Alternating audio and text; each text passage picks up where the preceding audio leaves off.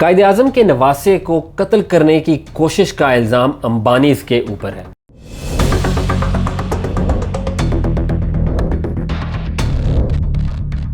मुकेश अंबानी और उनके बेटे की आपने हालिया तकरीबात देखी होंगी, शादी की तकरीबात जिसमें उन्होंने बेशबहा पैसा लुटाया। प्री वेडिंग थी, अभी शादी भी नहीं हुई, शादी से पहले की तकरीबात है, बट उसमें आपने दुनिया भर से सेलिब्रिटीज़ को देखा, आपने मार्क ज़करबर्ग को देखा, बिल गेट्स को देखा। बॉलीवुड का कोई नाम नहीं है फेमस नाम जो आपको वहाँ पर नज़र ना आया हो। और आप मुकेश अंबानी की जो बिजनेस एम्पायर है उसके बारे में भी जानते होंगे कि कैसे उनका शुमार दुनिया के अमीर तरीन अफराद में से होता है।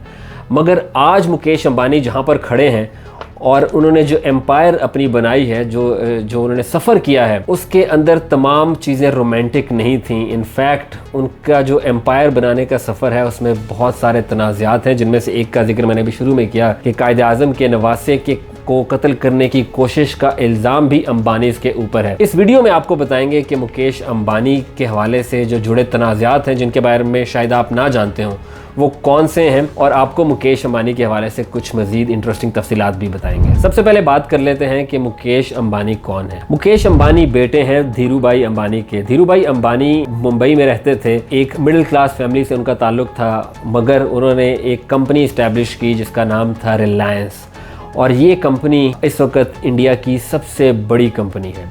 1966 में उन्होंने ये कंपनी इस्टेब्लिश की। 2002 में उनकी डेथ हुई, जिसके बाद उनके दो बेटे मुकेश अंबानी और अनिल अंबानी, उन्होंने इन कंपनीज़ को टेक ओवर किया।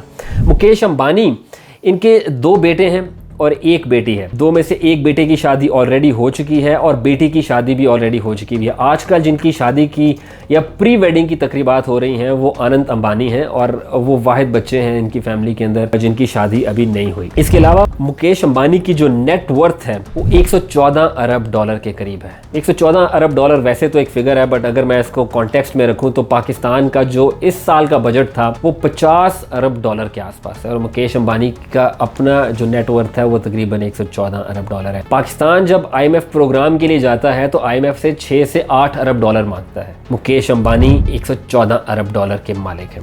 सो ये उनकी नेट वर्थ है। वो कितने अमीर हैं, कहा जाता है कि वो दुनिया के छठे अमीर तरीन शख्स हैं और एशिया के सबसे अमीर शख्स हैं। कुछ कंपनीज जिनको मुकेश अंबानी ओन करते हैं, जिनके बारे में आप भी जानते होंगे, उनमें से अगर आप क्रिकेट की बात करें तो इंडियन प्रीमियर लीग की फ्रेंचाइज लीग मुंबई इंडियंस, उसके ओनर ये हैं। इंडिया के अंदर जो फुटबॉल की लीग है इंडियन सुपर लीग, उसके ओनर रिलायंस ग्रुप है, यह मुकेश अंबानी की फैमिली है। इसके अलावा आपने बहुत सारी इंडियन मूवीज़ के अंदर उसके स्टार्ट में आपने रिलायंस एंटरटेनमेंट का लोगो देखा होगा, तो बहुत सारी मूवीज़ इन्होंने प्रोड्यूस की हैं। जैसे रिसेंटली अभी अगर आप सिंघम फ्रेंचाइज की बात करें या सूर्यवंशम की बात करें तो वो भी रिलायंस एंटरटेनमेंट ने प्रोड्यूस की है। इसके अलावा इनका जो मीडिया का बिजनेस है वो बहुत एक्सटेंसिव है। करंटली इनकी जो कंपनी है वायाकॉम 18, इसके अंडर 40 चैनल्स हैं जिनको वो ओन करते हैं। बट अभी हालिया उन्होंने एक बहुत बड़ी डील की है 8.5 बिलियन डॉलर की वॉल्ट डिज्नी के साथ। इस डील के बाद इनके जो चैनल्स की तादाद है वो 120 हो जाएगी, और इनका जो स्ट्रीमिंग प्लेटफॉर्म है उसके बारे में कहा जा रहा है कि डिज्नी और जियो जब साथ मिलेंगे तो ये नेटफ्लिक्स को भी पीछे छोड़ देंगे। तो ये तो इनकी फैमिली का एक ओवरव्यू है, जो इनकी बिजनेस एम्पायर है कि वो कहाँ पर खड़ी है, और इनमें से बहुत सारी बातें आपको पता होंगी। अब बात करते हैं कि इनका जो इन्फ्लुएंस है ख़ासतौर पे इंडिया की इलीट के ऊपर, वो किस तरीके से इन्होंने अपना इन्फ्लुएंस कायम रखा हुआ है। उसमें इनके दो जो प्रोजेक्ट्स हैं वो बहुत अहम है, ख़ासतौर पर एक ऐसी इंडस्ट्री जो कि इंडिया की इलीट बहुत ज़्यादा इस्तेमाल करती है, ख़ासतौर पे मुंबई के अंदर। पहले बात कर लेते हैं धीरूभाई अंबानी स्कूल की।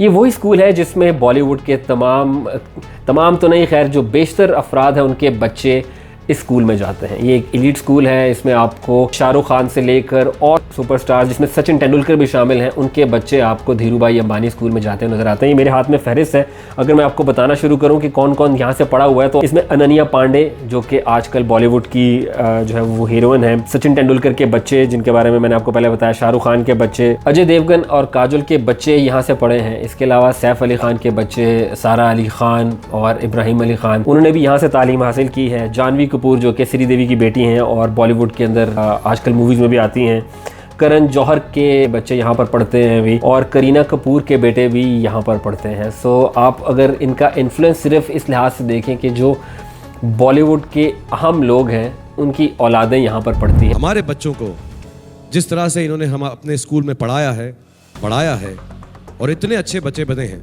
अगर मेरे इन्फ्लुएंस में रहते तो बहुत ख़राब हो जाते।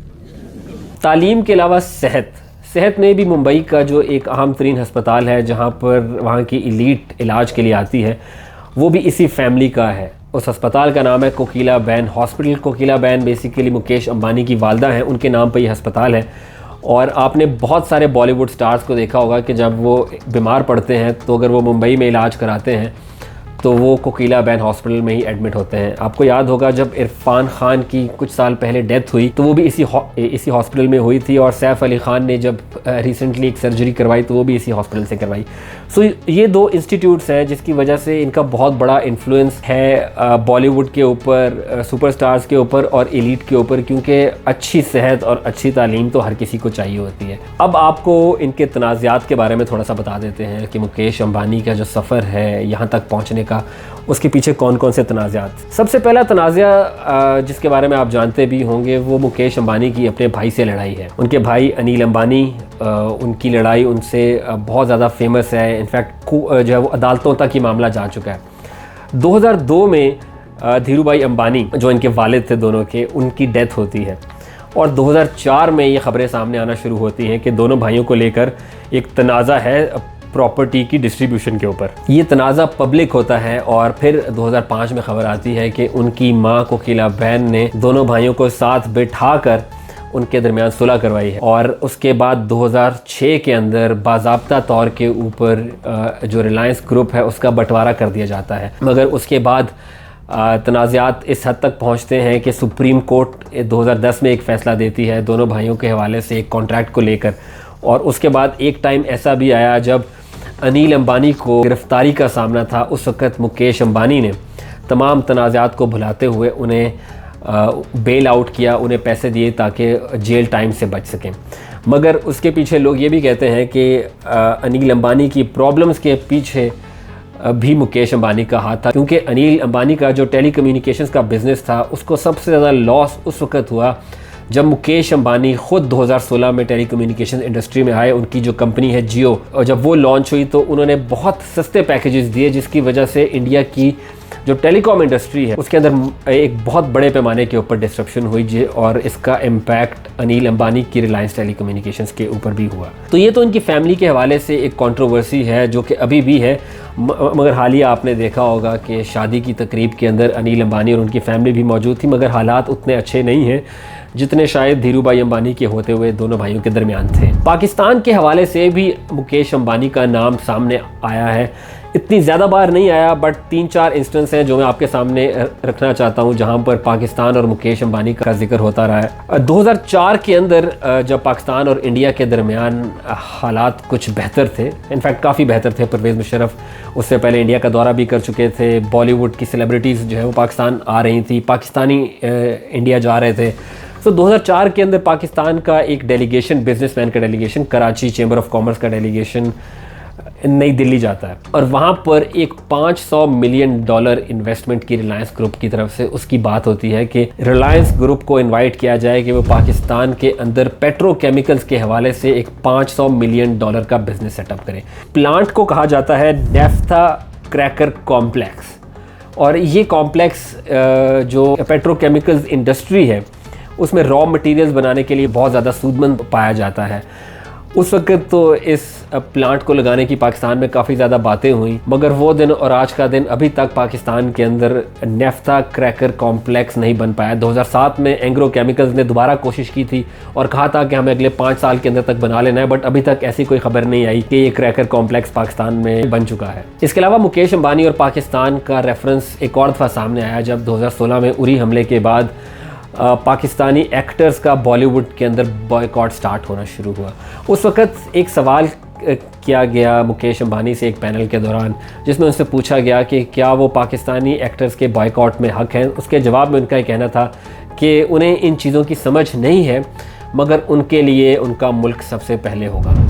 I don't understand all of this, but I am absolutely clear of one thing, that for me it is always country first. तीसरा एक और इंस्टेंस जब पाकिस्तान के हवाले से उनका जिक्र हुआ वो हालिया था 2023 में, जब इंडिया में वर्ल्ड कप हो रहा था, क्रिकेट मैच हो रहा था वर्ल्ड कप का। तो पाकिस्तानी क्रिकेटर शादाब खान के नाम से एक ईमेल एड्रेस बनाया गया और उससे मुकेश अंबानी को थ्रेट दी गई कि वो 20 करोड़ रुपए अदा करें वरना उन्हें कत्ल कर दिया जाएगा। ये ईमेल एड्रेस एक इंडियन शहरी ने शादाब खान के नाम से बनाया। बिलाखिर उस शख्स को 15 दिन के बाद गिरफ़्तार तो कर लिया गया, मगर शादाब खान पाकिस्तान और मुकेश अंबानी खबरों में रहे। The threat, in fact, said that one sniper is enough for Mukesh Ambani. अगर आपको इस वीडियो की मालूमात मुफीद लग रही हैं तो मैं आपसे रिक्वेस्ट करूंगा कि आप प्लीज़ सब्सक्राइब भी करें, इसको लाइक भी करें और कमेंट भी करें। फिर एक और तनाज़ा 1980 की दहाई के अंदर जब अंबानी फैमिली पॉलीएस्टर बिजनेस के अंदर थी, उस वक़्त उनका जो मेन कंपेटिटर था वो नुस्ली वाडिया थे। नुस्ली वाडिया कायद आज़म के नवासे हैं और उनकी वालदा डीना वाडिया जो कि कायद आज़म की बेटी हैं। 1989 के अंदर ये ख़बरें आईं कि नुस्ली वाडिया के ऊपर मुंबई में एक कातिलाना हमला हुआ है, जिसमें वो बच तो गए, मगर उस वक़्त इल्ज़ाम ये लगाया गया कि ये पॉलीएस्टर राइवलरी थी जिसकी वजह से उनके ऊपर हमला हुआ। और उसके बाद उन्होंने ये केस, इसकी FIR भी दर्ज कराई। 1989 में ये केस दर्ज किया गया और इसकी हियरिंग का आगाज़ 2003 में हुआ। 1989 में अंबानी फैमिली के एक शख्स के ऊपर ये इसकी FIR काटी गई और इसका जो कोर्ट केस है, इसकी बाज़ाब्ता कार्रवाई 2003 में शुरू हुई। हालिया 2023 के अंदर इसकी जो लेटेस्ट रिपोर्ट है उसके मुताबिक मुकेश अंबानी से को अदालत में एज अ विटनेस बुलाने की दरख्वास्त की गई, मगर अदालत ने उस दरख्वास्त को मुस्तरद कर दिया। इसके अलावा एक और तनाज़ा है मुकेश अंबानी के हवाले से, और वो ये है कि वो इंडिया के वज़ीर आज़म नरेंद्र मोदी के बहुत करीब हैं।